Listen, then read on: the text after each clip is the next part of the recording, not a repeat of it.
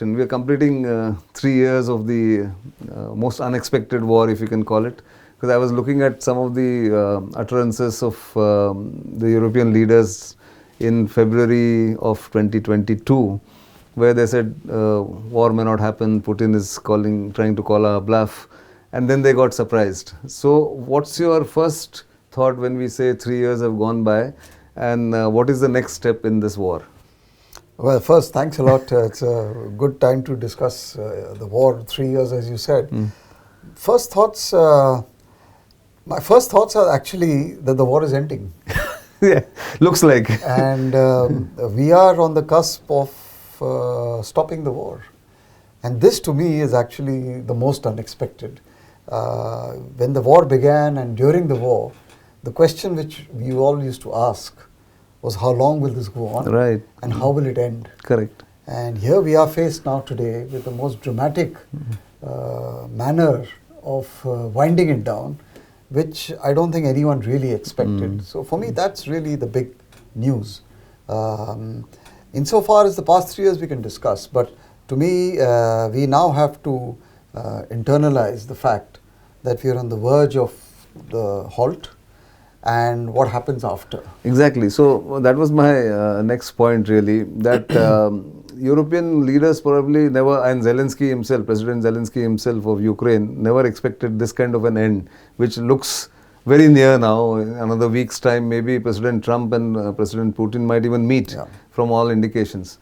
So why is this happened? I mean, was it always on the cards, or it just takes one man like President Trump to overturn this? Because the previous US administration was fully backing it, at least in terms of public utterances. Well, I think this is a great lesson for everyone in this business of the significance of one man.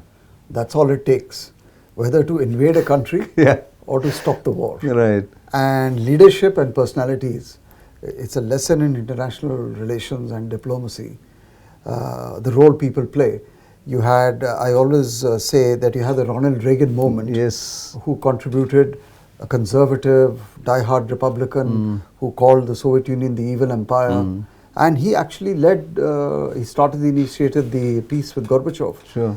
Here you have a person who for the last more than 2 years has been campaigning, saying that he thinks that this war should never have happened. Right. It would never have happened under his watch. And now he's becoming even more articulate on this matter, to the extent he's saying that this war can never be won, and that Ukraine is losing, and it's a matter of time before it collapses on the battlefield. So I would say yes, let's be frank and honest, one man, and his vision of what is in America's interest, and to the extent that he said that all of you were around for 3 years, Europe was around, Ukraine was around, you could do nothing to either win the war or to stop the war. It has taken me to come and do it. And within a month, less than a month of his taking over. Weeks. Yeah, a few weeks. But he's thought it all through. Right. In the last couple of years, he's been consistent. And what he's doing is he's simply walking the talk, but at fast forward speed. Breakneck speed, I would say. So this is not a negotiation for the faint-hearted.